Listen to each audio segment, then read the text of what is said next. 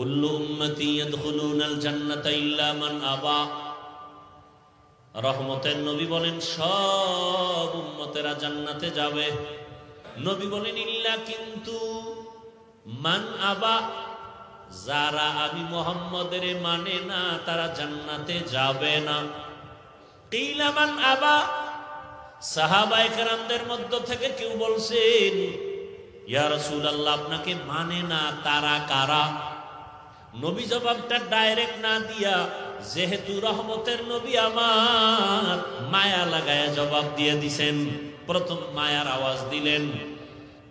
নবীজি বললেন মান আতাআনি দাখালাল জান্নাহ, যারা আমার অনুসরণ করবে তারা জান্নাতি, যারা অনুসরণ করবে না তারা জাহান্নামী। এটা দাঁড়ায় না? খুব খেয়াল করিয়েন, নবী কিন্তু এভাবে বলেন নাই কি যারা অনুসরণ করবে তারা জান্নাতি, যারা অনুসরণ করবে না তারা জাহান্নামী। নবী এমন বলেন নাই। কেমন বলছেন? নবী বলেন যারা অনুসরণ করবে না এরা জাহান্নামী বলি নাই, আমি বলতে চাই যারা আমার অনুসরণের বিরোধিতা করবে তারা জাহান্নামী। কি বুঝলেন? আরো স্পষ্ট বুঝেন।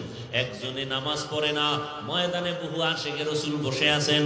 আজকে ফজর পড়েন নাই, যোহর পড়েন নাই, আসর পড়েন নাই, মাগরিব পড়েন নাই, এশাও পড়েন নাই, এরকম আশিকে রাসূল নাই?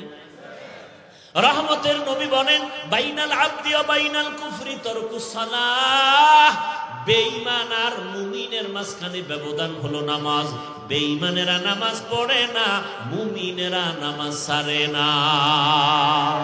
মাকুন সুসুতি নামাজে পাঞ্জেগানা ফাওয়াইলুল লিল মুসাল্লিনাল্লাযিনা, মুমিনারা ইনামাজে ইমদাদে দাস্তাইনু, আয়াতে কুরআ বাখা, আয়াতে কদ আফলাহারা, ইয়াদ কুন গৌর কুন্দর মানিয়াজ দিল সাদেকুন।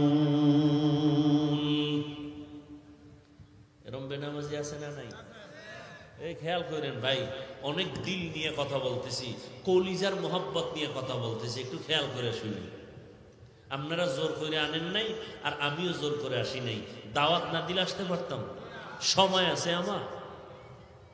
দাওয়াত দিয়ে যদি আপনারা কথা না শুনেন, মানা তো ফরজ না। আপনি মানবেন না মানবেন সেটা আপনার ইখতিয়ার। লা ইউকাল্লিফুল্লাহু নাফসান ইল্লা উসআহা। খেয়াল করেন। তাহলে এখানে অনেক বেনামাজি আছে না নাই? ডান দিকের এক যুবকের জিজ্ঞাসা করলাম, এই যুবক নামাজ পড়ো নাই কেন? খুব খেয়াল করিয়েন। যুবক বলে হুজুর নামাজ তো খুবই জরুরি জিনিস, দরকার, পারি না, চেষ্টা করি। দোয়া কইরেন সামনের থেকে আরো চেষ্টা করব। আওয়াজের দ্বারা কি বুঝলেন? সে কি বিরোধিতা করে, বিরোধী নাকি দরদি? বুঝেন, সে নামাজ পড়ে না, এরপর কি ভাবলেন? সে বিরোধী। নামাজ যে পড়ে না তার মানে কি বিরোধী না দরদি? বাম পার্শ্বের একটা যুবকের জিজ্ঞাসা করলাম, এই যুবক নামাজ কেন পড়ো না? কথাটা বলতে না বলতে আমাকে উল্টা প্রশ্ন ছড়ে দিল, নামাজ না পড়লে অসুবিধা কি? আছে না নাই? আপনারাই জবাব দেন। ওর কথার দ্বারা কি বুঝলেন? ওই ব্যক্তি নামাজ না পড়িয়েও কি দরদি না বিরোধী? নামাজ না পড়নেওয়ালা দুইজন, একজন বীর নামাজ না পড়িয়াও দরদির পরিচয় দিল, সে মুমিন। আর যে বলে দরকার নাই, না পড়লে অসুবিধা কি, ওই বান্দা নামাজ না পড়ার পরে বিরোধী। বিরোধী মানে বেঈমান। ভালো করে বুঝেন। একজনে নামাজ পড়ে না, একজন নামাজ পছন্দ করে না। দুইজন সমান? যে নামাজ পড়ে না মুমিন, যে নামাজ পছন্দ করে না বেঈমান। যে দাড়ি রাখে না মুমিন, যে দাড়ি পছন্দ করে না বেঈমান। যে পর্দা করে না সে মুমিন, যে পর্দা পছন্দ করে না সে বেঈমান। যে কোরআনের রাজনীতি করে না মুমিন, কিন্তু ইসলামের রাজনীতি নাই যারা বলে তারা বেঈমান। বুঝেননি? কি বুঝেন? এটির নাম ওয়াজ। ভালো করে বুঝেন। আল্লাহ বুঝার তৌফিক দান করেন। দুজনেই দাড়ি রাখে না, একজন মুমিন আর একজন কি দরদি মুমিন, বিরোধী বেঈমান। মুরব্বীরা বুঝেননি, বুঝার চেষ্টা করিয়েন।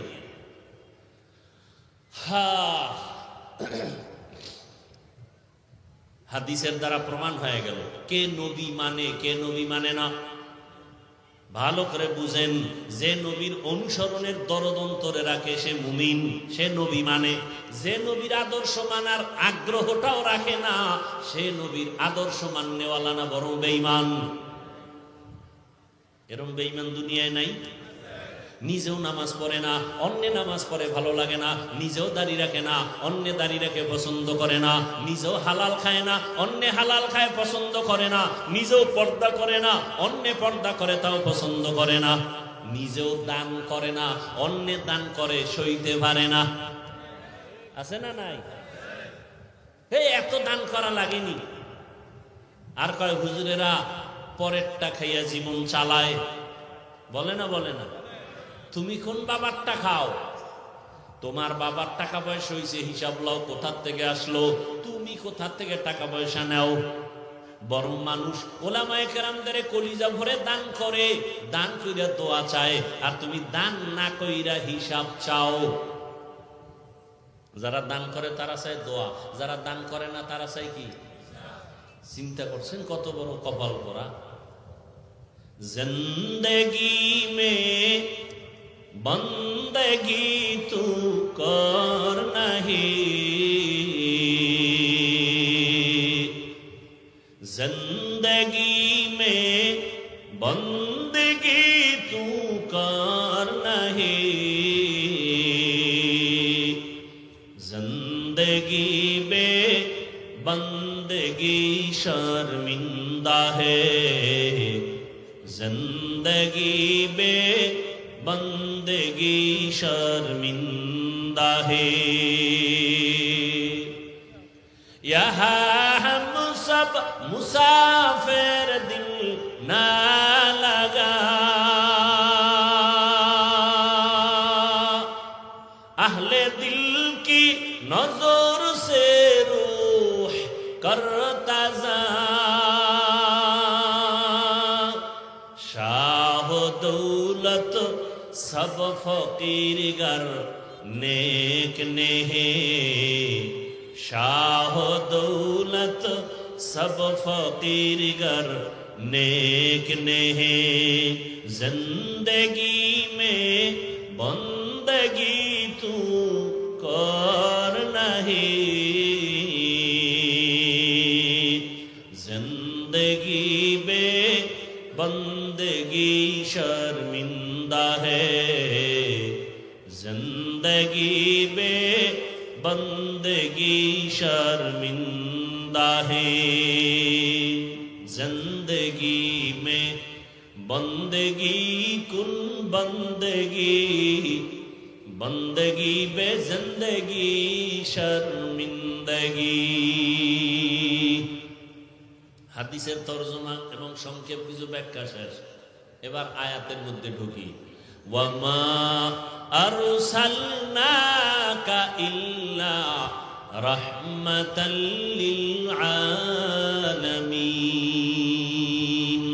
ইমামুল আউয়ালিন আল আখিরিন, বহরে সদকা রাহমাতাল লিল आलमीन, सैयदुल कौनैन खत्मुल मुरसलीन, आखिर आमद बुद फखरुल अव्वलीन।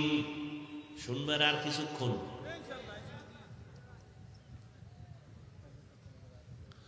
আয়াতের তরজমা বলে ফেলছি, আবার বলছি। আয়াতের অর্থ কি? আল্লাহ বলেন, হে রাসূল, আপনাকে আমি দুনিয়াতে পাঠাই নাই, হ্যাঁ পাঠিয়েছি জগৎ সমূহের রহমত হিসেবে। এখানে বুঝার ব্যাপার আছে না নাই? রহমতের নবী আপনাকে রহমত করে পাঠাইলাম বললেই তো হয়। প্রথমে কেন বললেন রাসূল আমি আপনাকে পাঠাই নাই? প্রথমে নফি তারপরে ইসবাত করলেন কেন? নেতিবাচক শব্দ তারপর ইতিবাচক আওয়াজ। হ্যাঁ পাঠিয়েছি ঘুরাইয়া বললেন কেন? সারা দুনিয়ার মানুষের অন্তরে একটা মেসেজ আল্লাহ দিয়ে দিলেন, আমার রহমতের নবীকে আমি পাঠাই নাই বলে তোমাদের অন্তর খালি করলাম। কেন পাঠাইছি শুনো। নবীর পুরা দুনিয়াতে পাঠানোটার পুরা কারণ হলো রহমত আর রহমত আর রহমত। রহমতের নবী পুরাটাই রহমত। ভালো করে বুঝো, এমন একটা সময় আমি আমার বন্ধুকে জমিনে পাঠাইলাম জগৎ সমূহের জন্য। অনেকে এখানে তর্জমা করে উভয় জগতের জন্য নবী রহমত। আমি তর্জমা করেছি জগৎ সমূহের জন্য নবী রহমত। জগৎ সমূহের জন্য, উভয় জগৎ বলতে বুঝায় দুনিয়ার জগৎ, পরকালের জগৎ। আসলে তো জগৎ আরো বেশি। রুহের একটা জগৎ আলাদা, মায়ের গর্ভের একটা জগৎ আলাদা, দুনিয়ার নামের জগৎ একটা আলাদা, মরার পরে হাসরের মাঠে উঠার আগে আলমে বারজাখ কবর জগৎ আলাদা, হাসরের মাঠের জগৎ আলাদা, জান্নাত আর জাহান্নামের ভেতরের জগৎ আবার আলাদা। সব জগতের জন্য আমার আল্লাহ হলেন রব, আর আপনার আমার রসূল হলেন রহমান। এই জন্যই তো আমার আল্লাহ সমস্ত নবীর সাথে মেরাজ দিয়েছেন। সব নবীর মেরাজ জমিনে, আমার নবীর মেরাজ কেন আসমানে? নবীর মেরাজ কই? সুবহানাল্লাযী আসরা বিআবদিহি লাইলাম মিনাল মাসজিদিল হারামি ইলাল মাসজিদিল আকসা আল্লাযী বারাকনা হাওলাহু লিনুরিয়াহু মিন আয়াতিনা ইন্নাহু হুয়াস সামিউল বাসীর।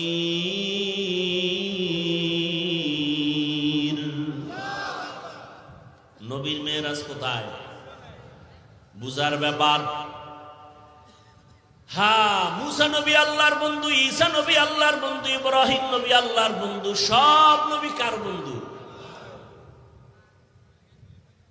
আমার নবীও আল্লাহর বন্ধু। তবে ব্যবধান, সব নবী রাসূল আমার আল্লাহ তাআলার আশিক, আর আমার আল্লাহ নিজে হলেন মুহাম্মদের আশিক। ব্যবধান আছে না নাই? আমার আল্লাহ রহমতের নবীর আশিক। এই জন্য আমার নবীকে দাওয়াত দিয়া আরশে আজিমে নিয়েছেন। তাও সময় বেশি কাটান নাই, রাতের সামান্য সময় নিয়ে আবার পৌঁছায় দিলেন। জান্নাতি বাহন বোরাক নিয়ে আসলেন।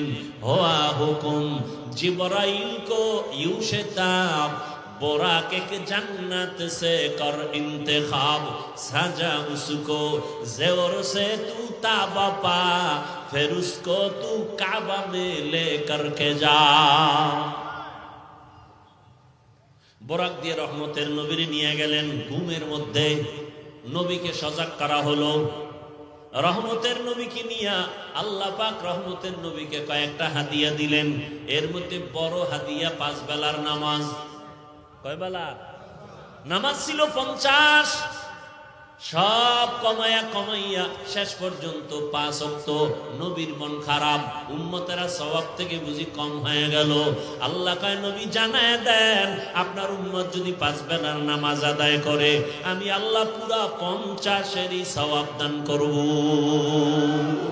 আতিনা ফি দারে দুনিয়া না হাসান আতিনা ফি দারে উকবা না হাসান ইয়া গিয়াসাল মুস্তাগীসিন নাহদিনা লাফতিখারা বিল উলুমে ওয়াল গিনা। রহমতের নবী উভয় জগতের জন্য রহমত নাকি জগৎ সমূহের জন্য রহমত? এবার আসেন, নবীজি রুহের জগতের জন্য আলাদা রহমত, দুনিয়ার জগতের জন্য নবী আলাদা রহমত। কিভাবে বলবার বলার সময় নাই। মায়ের গর্ভের জগতের জন্য নবী আলাদা রহমত, কবর জগতের জন্য নবী আলাদা রহমত, হাসরের ময়দানের জগতের জন্য নবী আলাদা রহমত, জান্নাতের ভেতরের জন্য নবী আলাদা রহমত, জাহান্নামের ভেতরের জন্য নবী রহমত। বলবেন জান্নাতেরটা বুঝি, জাহান্নামেও কি নবী রহমত? এটা কেমন কথা? এ বিষয়ে বলার জন্য সময় নাই। আমি দুনিয়ার জগতের জন্য নবী কিভাবে রহমত, এ বিষয়ে মাত্র কয়েক মিনিট কথা বলবো। এক নম্বরে, নবী দুনিয়ার জগতের জন্য কেমন রহমত, আলাদা সেখানেও পাঠ আছে। নারীদের জন্য নবী আলাদা রহমত, জমিনে পুরুষের জন্য নবী আলাদা রহমত। রহমতের নবী এই দুনিয়ায় মুমিনের জন্য আলাদা রহমত, বেঈমানের জন্য নবী আলাদা রহমত। আমার নবী নদীর মাছের জন্য আলাদা রহমত, জঙ্গলের প্রাণীর জন্য নবী আলাদা রহমত, আসমানের জন্য নবী আলাদা রহমত, জমিনের জন্য নবী আলাদা রহমত, উড়ন্ত পাখিদের জন্য নবী আলাদা রহমত, গর্তের প্রাণীর জন্য নবী আলাদা রহমত, গাছের জন্য নবী আলাদা রহমত। এক একটা বুঝাইতে গেলে সময় নাই। আমি শুধু নারী আর পুরুষের বিষয়টা একটু সামান্য ইঙ্গিত দিব। আসেন, রহমতের নবী রহমত হইয়া এমন টাইমে আসলেন কোথায়? কোথায় আসছেন? আপনাকে বাঞ্ছারামপুর কোথায়? তো এটা বলতেও আপনাদের টাকা লাগবে। কোথায় আসছেন? মক্কা নগরীতে। কোন টাইমে আসলেন? কি অবস্থায় আসলেন? সারা দুনিয়ার ইতিহাস সাক্ষ্য, এমন একটা সময় নবী মক্কা নগরীতে আসলেন। পৃথিবীর ইতিহাসে মক্কার মানুষের মতো চরিত্রহীন লম্পট আর কোথাও ছিল না। এমন মাঝে রহমতের নবী আসলেন। বড় আশ্চর্য বিষয়, আপনাদের বাঞ্ছারামপুর এলাকার কোন এলাকায় যাত্রা গান চলে, মদের আড্ডা চলে, হঠাৎ করে কিছু ইমানওয়ালারা আইসা ইমাম সাহেব বড় আলেমদের ডাকে, আসেন এটা প্রতিহত করতে হবে। আলেম ওলামারা বৈশাখে অবশ্যই কেমন হালাতটা খবর নাও। সবাই মিলে কি বড় হুজুরের আগে পাঠায়, বলবে তোরা যারা মাঝে মাঝে বিড়ি টিড়ি টানো, তোরা আগে গিয়ে খবর নাও। পরিবেশটা যদি লাইন হয়, পরে আমরা হুজুরেরা যাবো। কথা তো তাই। মক্কা নগরীর মানুষ এত চরিত্রহীন লম্পট, নারীদের পছন্দ করে না। কন্যা সন্তান হলে বাবা লজ্জায় সমাজে মুখ দেখায় না। কত বাবা নিজের আপন কন্যা সন্তানের জ্যান্ত মারিয়া ফেলাইছে। নারীরা সমাজের বোঝা, কন্যা সন্তান পছন্দ করে না, বিধবা নারী পছন্দ করে না। সমাজে সব উল্টা পাল্টা, বিবাহের কোনো ভালাই নাই, গুণা চলতেছে অহরহ গুণা। মানুষের এতটা চরিত্র খারাপ। বাইতুল্লাহর মতো ঘর, যেই ঘরের দিয়ে শুধু একটা নজর দিয়া দোয়া করলে সাথে সাথে কবুল। ঘুমাইতেছেন আপনারা? কেমন বাইতুল্লাহ, যেদিকে একটা নজর দিয়া তাকায় যা চাইবে সাথে সাথে কবুল। এমন একটা ঘর বাইতুল্লাহ। ইন্না আউওয়ালা বাইতিন উযিআ লিন-নাস লাল্লাযী বিবাক্কাতা মুবারাকান ওয়া হুদাল লিল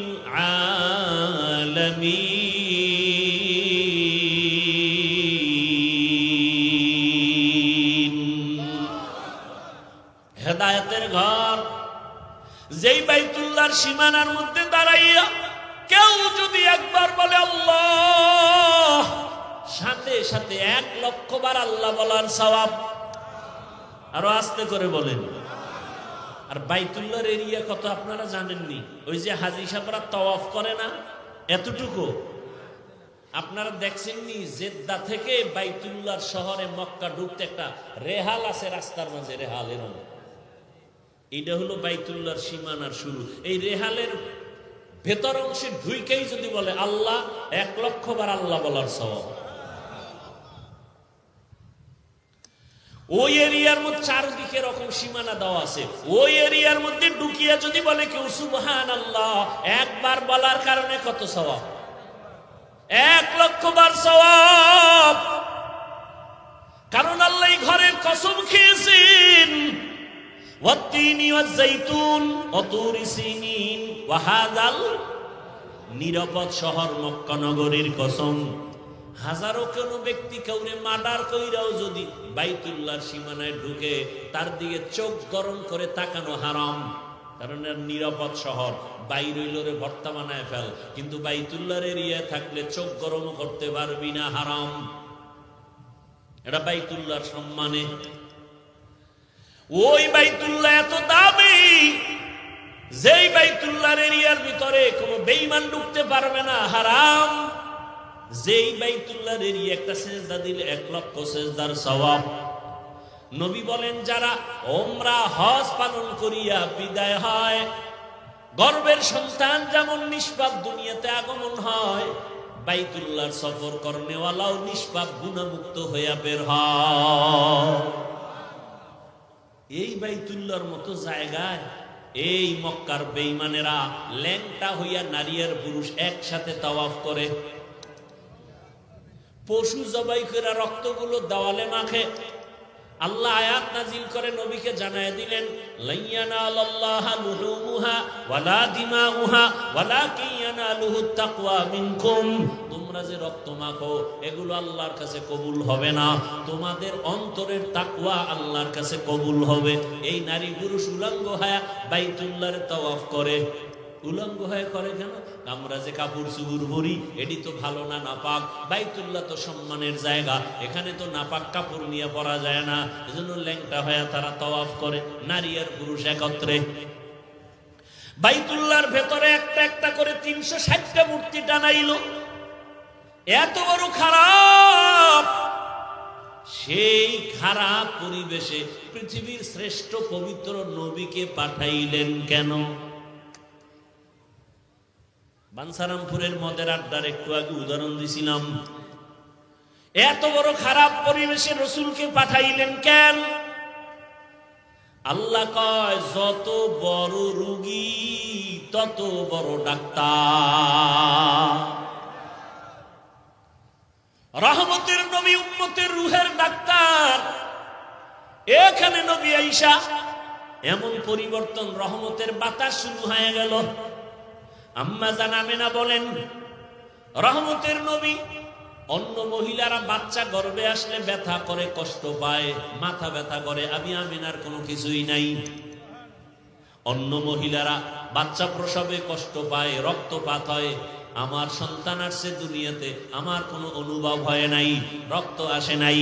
আমার সন্তান রহমতের নবী দুনিয়াতে আসছে সেজদা অবস্থায়, নার কাটা অবস্থায়। দুনিয়ার সন্তানের আসে উলঙ্গ, আমার রসুল দুনিয়াতে আসছে উলঙ্গ না। এরকম কোন সন্তান উলঙ্গ আসবে না, কোন সিস্টেম করা যাবে? বলেন, এটা আমার রসুলের জন্য বিশেষত্ব। এই জন্যই তো আমার রহমতের নবী, যেই নবীর জন্য সব নবী রসুল আল্লাহর আশেক। আর আমার আল্লাহ কার আশেক? মুহাম্মদের আশেক। কেমন মায়ার নবী! দীর্ঘ 40টা বছর এত খারাপ মানুষ, নবী কোনদিন তাদের সাথে খারাপ আচরণ করেন নাই। রহমতের নবী সবার সাথে বুকে বুক লাগায়। ওরা গালি দেয়, নবী বুক লাগায়। ওরা বিভিন্ন বাজে কথা বলে, নবী বুক লাগায়। গালি দেন না, গালির জবাবও দেন না, মিথ্যা কথাও বলেন না। নবীর হায়াতে কোনোদিন মিথ্যা বলেন নাই। ও আশেকে রসুল, তুমি কেন মিথ্যা বলো? নবী কোনোদিন কাউকে গালি দেন নাই। ও আশেকে রসুল, তুমি কেন গালি দাও? নবী গালির জবাব দেন নাই, তুমি কেন গালির জবাব দাও? আসলে তুমি আশেক না, মূলত তুমি ভণ্ড। আশেক হইতে এখনো পারো নাই। আশিকি যদি হও, নবীরে দেখা লাগবে না, ওয়াইসকুরুনির মতো দেখবা বরকত চলে আসবে। ভাইরা আমার, মক্কার মানুষগুলো এতটাই চরিত্রহীন, কিন্তু রহমতের নবীর আদর্শ এত সুন্দর।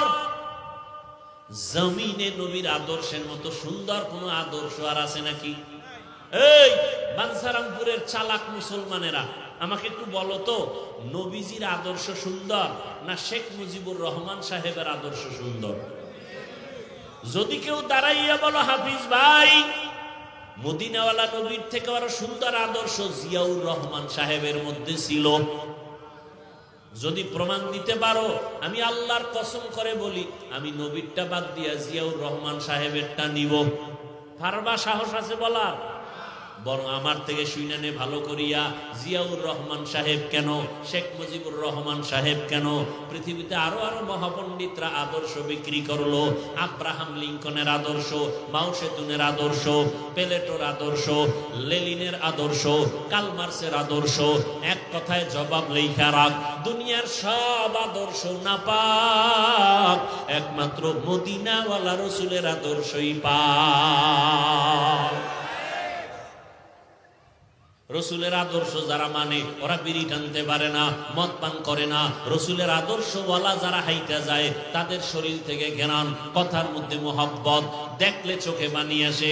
আর দুনিয়াওয়ালারা যারা ভিন্ন আদর্শ নিছে, এর মধ্যে চুরি, এদের মধ্যে দুর্নীতি, এদের মধ্যে জুলুম, এরা মানুষের পাথর মারে, এরা মানুষকে জবাই করে, এরা চুরি করে, এরা ডাকাতি করে, এরা ধর্ষণ করে। ঠিক কিনা বল? রসুলের আদর্শ এগুলো আছে? রসুলের আদর্শের মধ্যে কি? আগে সালাম দাও, বড়কে সম্মান করো, ছোটকে স্নেহ করো, মায়ের ইজ্জত রক্ষা করো, স্ত্রীর ইজ্জত রক্ষা করো, সন্তানের হক আদায় করো। খবরদার কোরবানির সময় এক পশুর সামনে আর এক পশু জবাই করবা না, কারণ ওই পশুটা দেখে কষ্ট পাবে। দেখছেন নি নবীর আদর্শ কত সুন্দর, যে একটা পশু কষ্ট পাবে, এটা ইসলাম সমর্থন করে না। আর মানুষ জবাই করে, এটা কারা? যারা রসুলের আদর্শ জবাই করে তারা। রসুলের আদর্শ জবাই করনেওয়ালা দুশ্মনেরাই মানুষ জবাই করে। রসুলের আদর্শ জবাই করনেওয়ালারা বেয়াদব গুলো মা বাবার সাথে বেয়াদবি করে। কথা বলেন না কেন? রসুলের আদর্শের কোন সন্তান মায়ের সাথে বেয়াদবি করে না, বাবার সাথে বেয়াদবি করে না। রসুলের আদর্শের সন্তান স্কুলে পড়লেও সে আদব বলা হয়, কলেজে পড়লেও সে আদব বলা হয়, ডাক্তার হলেও আদব বলা হয়, ইঞ্জিনিয়ার হলেও সে আদব বলা হয়। এই যুবকেরা বল, স্কুল কলেজ ভার্সিটিতে তোমাদের মতো ছেলেরা লেখাপড়া করে, পাঁচ ওয়াক্ত নামাজি, সত্য বলো আছে না নেই? ঢাকা কলেজে যাও, গিয়ে দেখবা মাথায় পাগড়ি, বড় দাড়ি, বড় জামা, মনে হয় বড় মসজিদের খতিব। জিজ্ঞাসা করবা কোন মসজিদে জুমা পড়াও? কয় জীবনে আরবি পারি না। কতই হালাত কি করো? কয় ঢাকা কলেজে পড়ি। এমন সুরাত কেন? বলে মদিনাওয়ালার মহব্বতে, আলেমদের মহব্বত করে টুপি লাগাইছি। এই অবস্থায় কলেজ? কয় হ্যাঁ। কলেজের মধ্যে কি ম্যাডাম নাই, শিক্ষিকা নাই? আছে। ক্লাসের মধ্যে কি ছাত্রী নাই? আছে। শিক্ষিকেরা কি বাজে কথা বলে না? শিক্ষকেরা কি বলে না? বলে না না, সবাই দোয়া করে। বলে পুরা কলেজের মধ্যে ছেলেটা বড় ভদ্র, বড় নম্র, বড় ভালো, এটাই দোয়া। মাঝে মাঝে কি পার্কে ডাকে না, আড্ডাখানায় ডাকে না? হ্যাঁ হ্যাঁ ডাকে, কিন্তু আমি জবাব দেওয়ার আগে ইস্তেগফার করি। উপায় কি? জবাব যদি উল্টা দেই তো মাইর শুরু হয়ে যাবে, কলেজ থেকে আমাকে বিতাড়িত করা হবে। আল্লাহর কাছে সাহায্য চাই। হঠাৎ করে দেখি আমার ক্লাসের কয়েকটা মেয়ে আইসা কয়, ও আল্লাহর পথে আছে, ডিস্টার্ব করিস না, ওরে ছাইরা দে, আমরা চল আড্ডাখানায়। বানায় বলতেছি যুবক। এবার তোমার বিবেকের কাছে প্রশ্ন, তোমার মতো যুবক স্কুল কলেজে ভার্সিটিতে পড়িয়া যদি নামাজ পড়ে, তুমি নিজেকে নিজে প্রশ্ন করো, তুমি পারো না কেন? কোনো ওয়াজের দরকার নাই, কি ওয়াজ শুনবা?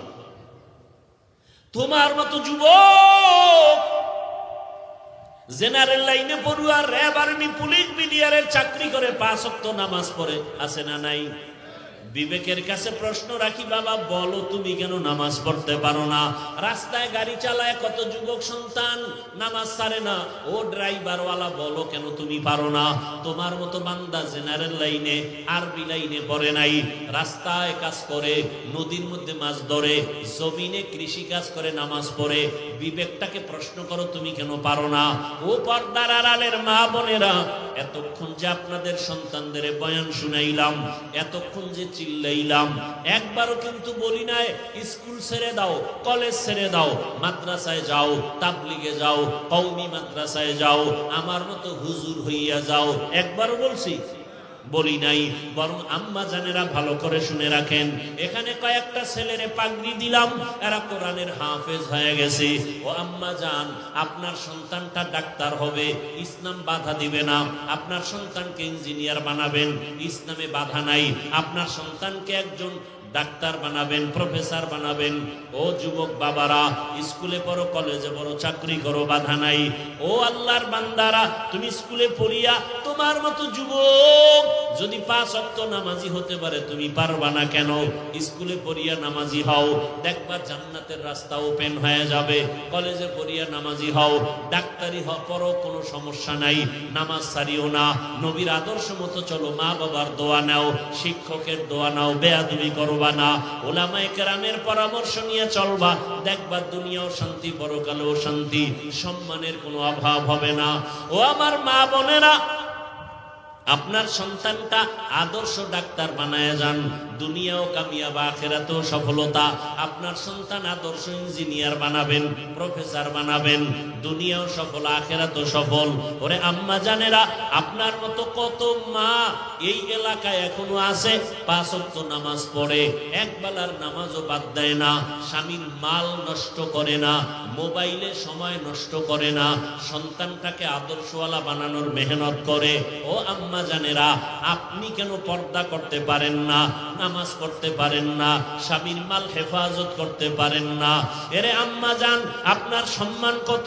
আপনারা নবী না, তবে নবীদের মায়ের মতোই তো আপনারা নারী, সাহাবায়ে কেরামদের মায়ের মতোই তো আপনারা নারী।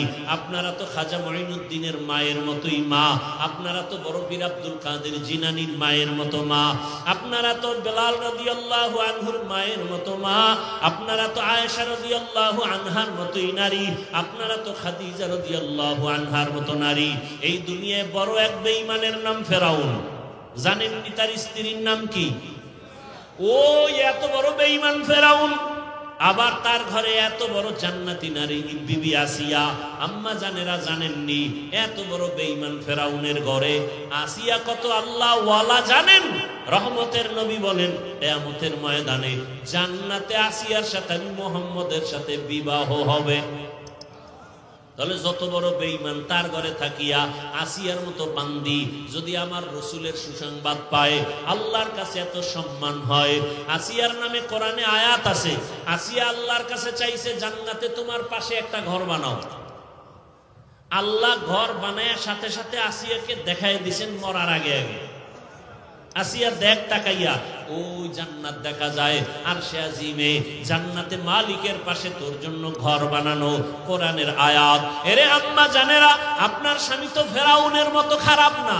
আপনার স্বামী যতই খারাপ হোক না কেন, আপনি যদি নামাজ পড়েন, আপনার স্বামী তো বাধা দেয় না। আপনি যদি পর্দা করে চলেন, আপনার স্বামী তো আরো খুশি, বাধা দেয় না। আপনি যদি কোরআন তেলাওয়াত করেন, সন্তানটাকে কোরআন পড়নেওয়ালা বানায় দেন, আপনার স্বামী তো বাধা দিবে না।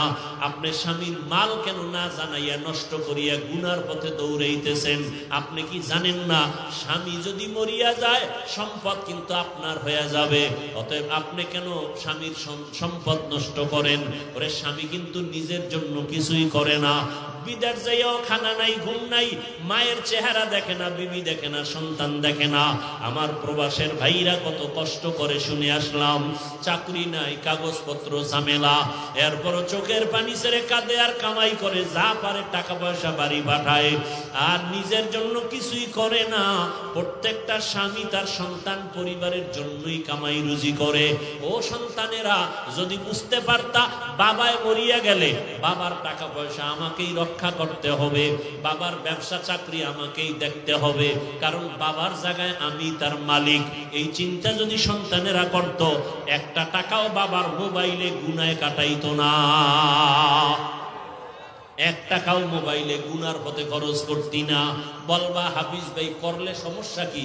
লেখা রাখ, যেই স্বামী, যেই স্ত্রী, যেই সন্তানেরা স্বামীর টাকা, বাবার টাকা গোপনে গোপনে গুনার পথে ব্যয় করবে না জানাইয়া, খোদার কসম, ওই বাবা কোটি কোটি টাকাও কামাই করলে সংসারে বরকত হবে না, অশান্তি লেগে যাবে একের পর এক। অতএব এখনো দোয়া করি, ও যুবক, ও পর্দার আড়ালের মা, আপনার মতো কত মা এখনো আছে পর্দা করে, স্বামীর মাল হেফাজত করে। আপনি আল্লাহর কাছে তওবা করেন, আর স্বামীর মাল খেয়ানত করবেন না, নষ্ট করবেন না, বিপদ কিন্তু আপনার ঘাড়ে চেপে যাবে। আর স্বামীর হেফাজতের জন্য দোয়া করবেন, 5 ওয়াক্ত নামাজ পড়েন, আর সন্তানগুলোকে আদর্শওয়ালা ইঞ্জিনিয়ার, ডাক্তার, প্রফেসর বানানোর মেহনত করে যান। আল্লাহর কাছে পিছনের গুনাহ থেকে তওবা করেন। মনেরে বুঝান রে মন, আমার মতো নারী যদি নামাজ পড়ে, স্বামীর মাল হেফাজত করে, আমি কেন পারবো না? ভালো ভালো সন্তান কত সুন্দর, স্কুলে পড়ে ব্যবহার দেখলে কলিজা ঠান্ডা হয়।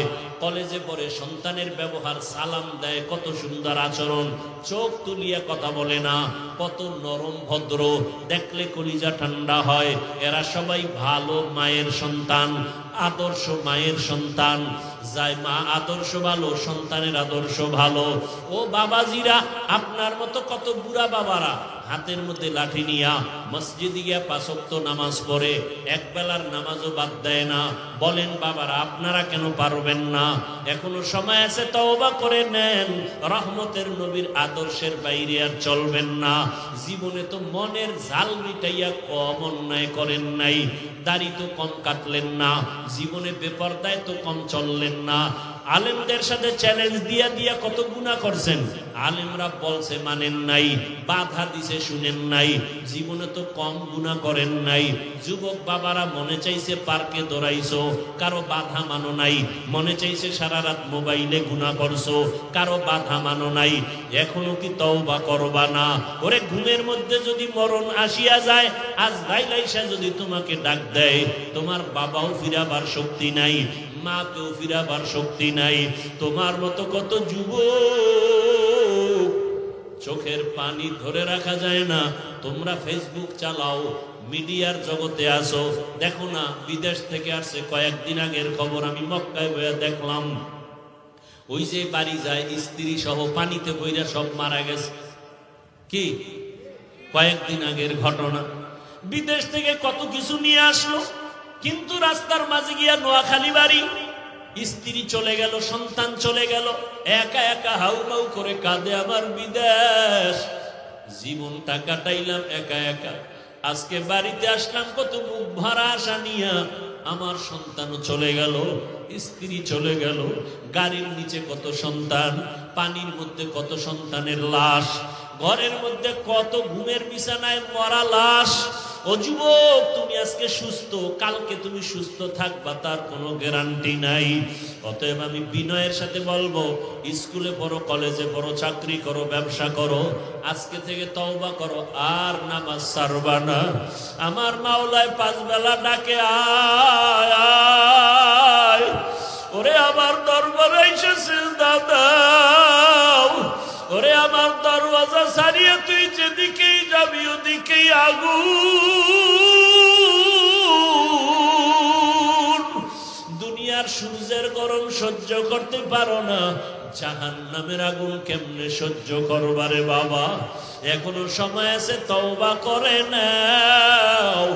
আর নামাজ ছাড়িও না, বেপরদায় চলিও না। মনে মনে আমার আল্লাহকে ডাকো আর বলো, হে মালিক, আমার মতো গুনাহগার এই দুনিয়াতে কেউ নাই।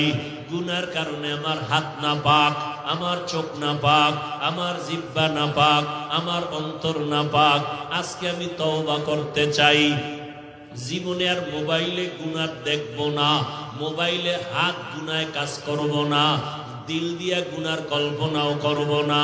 আয় আল্লাহ, তুমি মাফ করে দাও, আর কোনোদিন নামাজ ছাড়ব না। জীবনে কত আড্ডা দিলাম, মেয়েদের নিয়ে পার্কে আর যাব না। আজকে থেকে তোমার হুকুম মানিয়ে চলবো, মা বাবার দোয়া নিয়ে চলবো, ওলামায়ে কেরামের পরামর্শ নিয়ে নবীর আদর্শ মেনে চলবো, শিক্ষকের দোয়া নিয়ে চলবো। অন্তর যদি তৈরি হয়, কারো অন্তরে মুনাফিকি না থাকে, তওবার নিয়ত থাকে, খাঁটি তওবার নিয়ত যাদের আছে, দুটো হাত আমার আল্লাহকে দেখাইয়া দাও। আয় আল্লাহ, হাতগুলো কবুল করে নেন, তওবা কবুল করে নেন, তওবার উপরে মজবুত হইয়া চলার মতো তৌফিক দান করেন, আমিন। আলহামদুলিল্লাহি রাব্বিল আলামিন, والصلاة والسلام على سيد الأنبياء والمرسلين وعلى آله وأصحابه أجمعين يا أرحم الراحمين يا أرحم الراحمين يا أرحم الراحمين رب ارحمهما كما ربياني صغيرا اللهم إنك عفو كريم تحب العفو فاعف عنا اللهم إنا نسألك رضاك والجنة ونعوذ بك من سخطك والنار اللهم ارحمني بترك المعاصي اللهم ارحمني بترك المعاصي اللهم ارحمني بترك المعاصي يا رب اغفر لي يا رب اغفر لي يا رب اغفر لي يا الله المستعان يا حي يا حليم يا عزيز